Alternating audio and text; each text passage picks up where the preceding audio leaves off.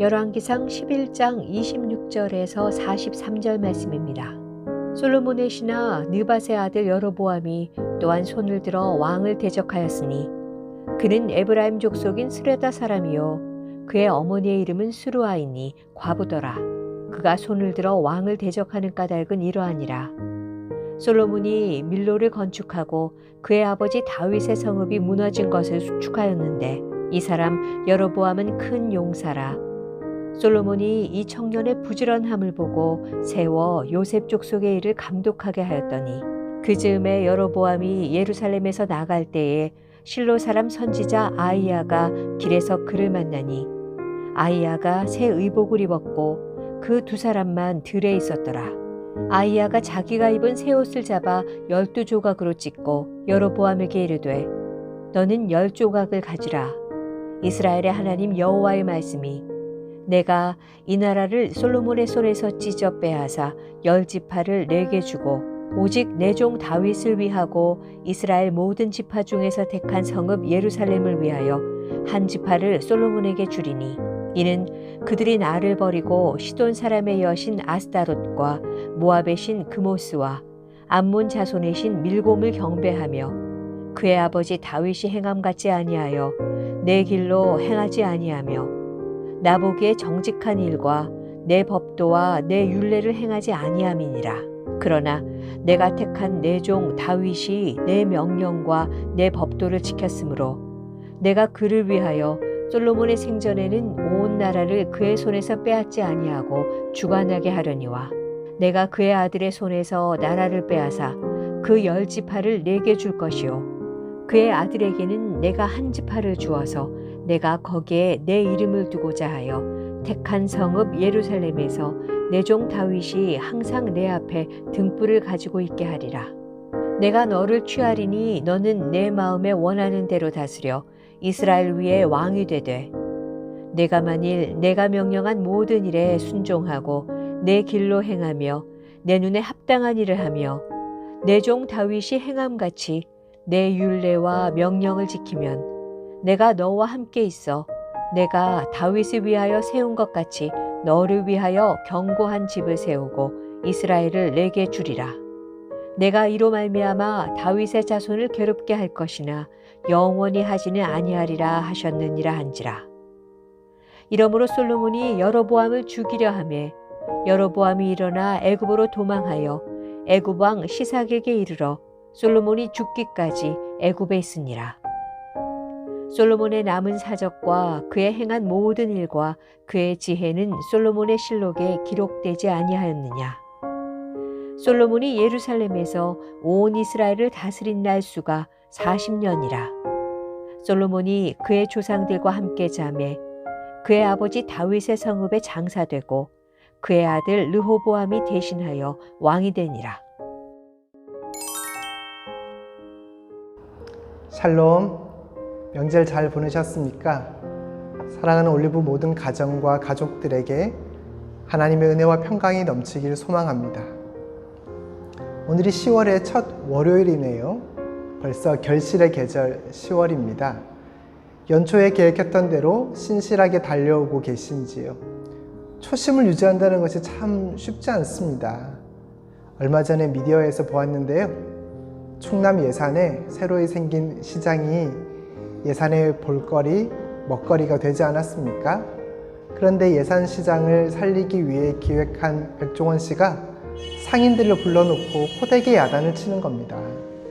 그 요지가 지금 조금 잘 된다고 해서 안일하게 대충 하지 말라는 것이었습니다.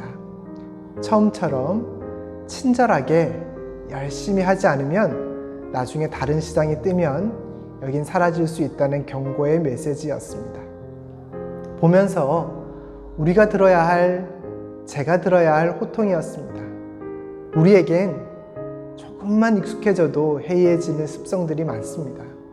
사업을 시작하면서 먹었던 마음, 원하는 직장에 첫 발걸음을 뗄 때의 마음, 허락하신 지위에 올라갔을 때 가졌던 마음을 유지하는 것이 결코 만만치 않습니다. 인간의 죄성 때문이지요. 솔로몬도 그랬습니다. 하나님 앞에 지혜를 구했던 진실한 왕이었고 아버지 다윗이 그려준 설계도를 따라 하나님의 성전을 지은 왕이었습니다. 성전을 지을 때 그의 태도는 순종적이었고요. 하나님께 집중했습니다. 그래서 그는 하나님께서 말씀하신 대로 하나님을 위하여 성전을 지었습니다. 그러나 하나님을 위한 이 마음이 오랫동안 성전을 지으면서 퇴색되었습니다. 말씀하신 성전만 지은 것이 아니라 왕궁도 지었습니다.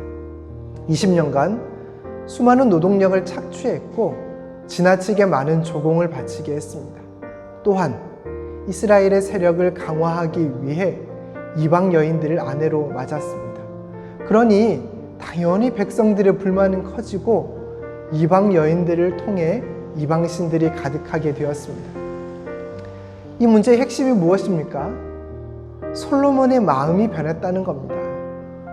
열왕기상 11장 9절을 보면 솔로몬이 마음을 돌려 이스라엘의 하나님 여호와를 떠남으로 여호와께서 그에게 진노하시니라 이렇게 되어 있습니다.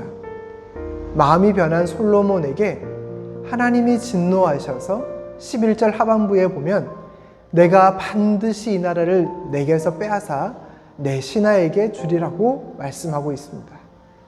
진실하고 순종적이었던 왕 솔로몬이 하나님이 아닌 다른 것에 집중했을 때 하나님의 마음이 그에게서 떠나 이스라엘을 그 신하의 손에 넘기시는데 오늘 본문에서 그 나라를 이어받을 신하 여로보암이 등장합니다.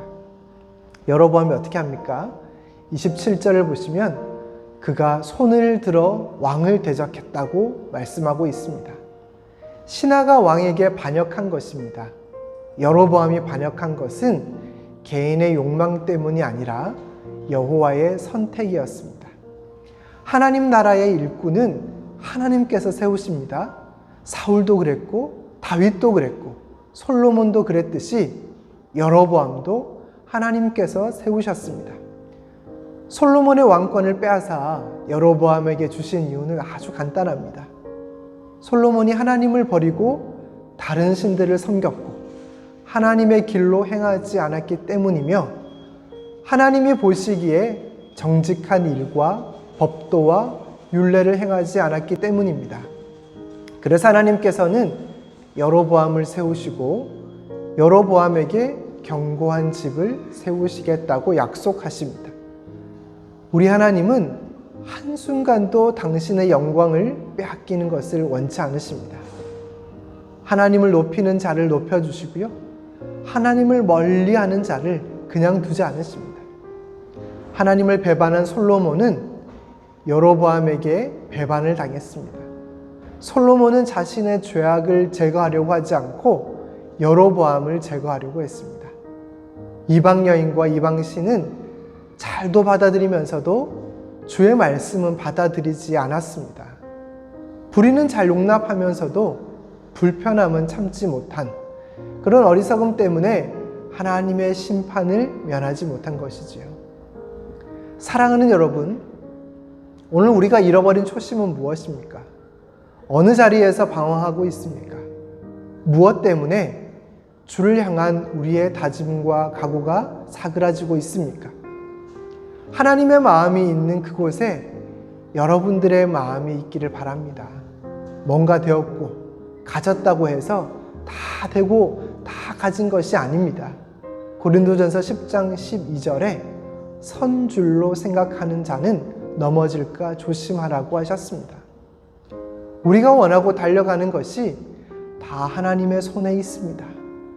하나님의 마음이 있는 그곳에 우리의 마음이 있으면 좋겠습니다.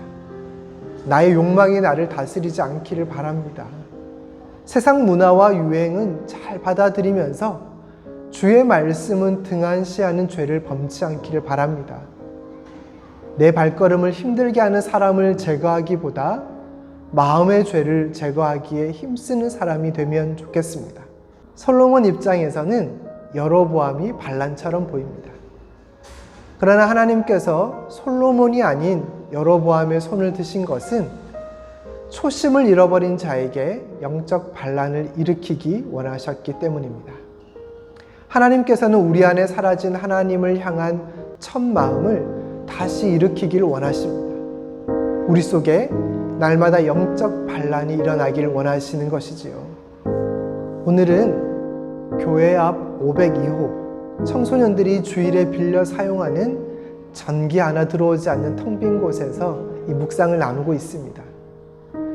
우리 올리브도 무려 1년 전 아무것도 없는 텅 빈 곳에서 기도하고 예배를 드렸던 것처럼 하나님 앞에서 첫 마음을 구하며 이곳에서 묵상을 나누고 있습니다.